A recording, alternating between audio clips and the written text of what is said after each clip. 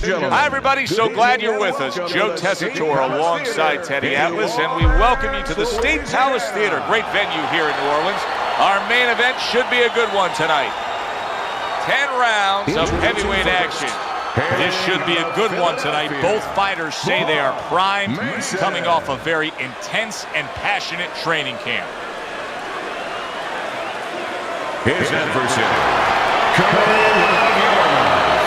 the Cyclone.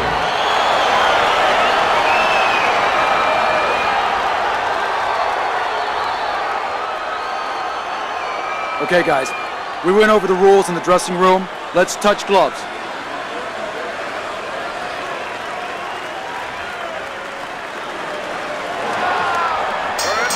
Little get to know you here in the opening round, scheduled for 10. There's the old 1-2. Good solid right hand he lands there. Scores up top with a left.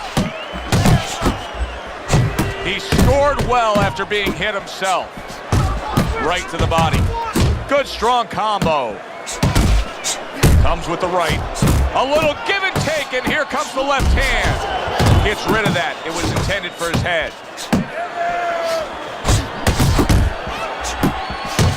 Teddy, I'd like for you to lay the framework of what we're going to see strategically here, because a counterpuncher against a fighter who likes to do his business on the inside. If you're the counterpuncher, what are some of the things you need to be aware of? The right question right there. If you're the counterpuncher, catch the guy before he gets all the way inside. Do your countering when there's room and there's proper place to do it as he's coming in. And then once he gets in, tie him up. Unbelievable pace here tonight. Both guys have no plans of having this fight go far. I'm sure the frame of reference for most is Hackler Hearns. Yeah, you wonder if it's going to live up to that. So far, so good. Great work offensively, landing that combination by Blood.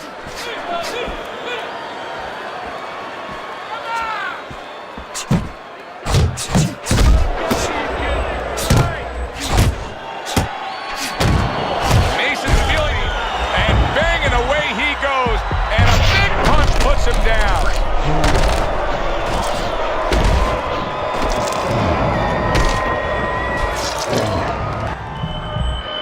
1, 2. Mason's still in a tough spot here. Don't get fooled just thinking he beat the count and everything's fine.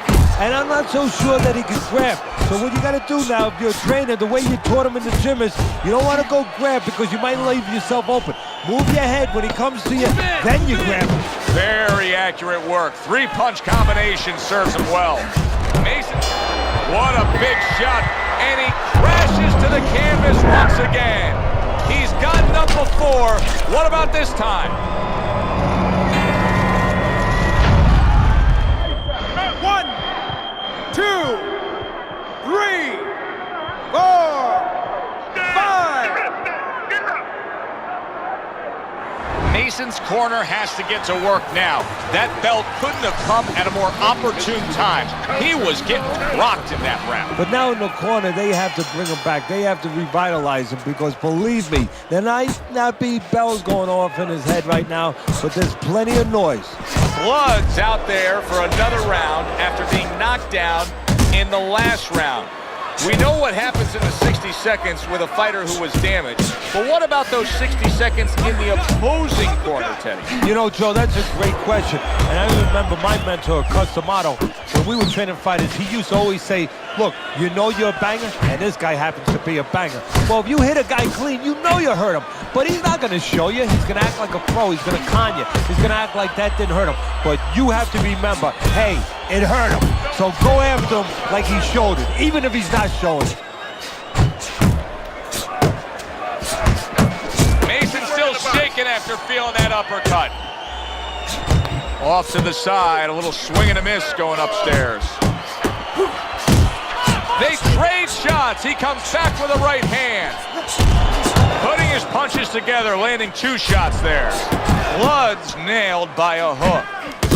Targeting the left hand to the body.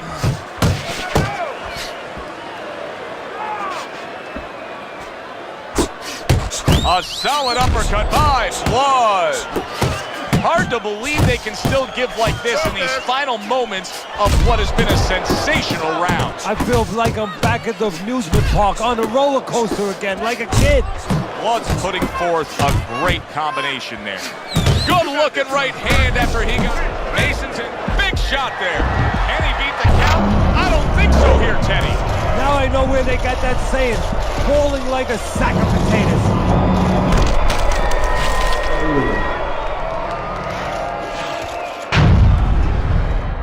One, two, three, four, five, 6, 7, 8, 9, 10. The ref stops the fight. Mason's night has ended early here. Unable to go the distance, he couldn't rise up and beat the count.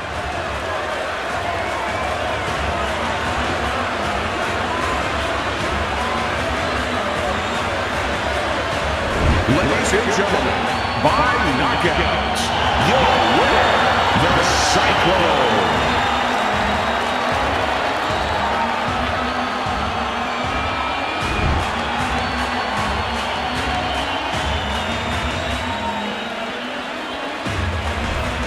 Boxing writers are going to have a field day with this early knockout, Teddy. Praising one guy, and tons of criticism is going to be targeted on his opponent. Yeah, two ways you could criticize his opponent. One is that obviously his technique was not right, and that came from training camp. But the other is more directed to his corner, that they didn't warm him up right. I mean, he came out cold. There was no sweat on him, and he got starched. For Teddy Atlas, I'm Joe Tessitore saying thanks for being with us.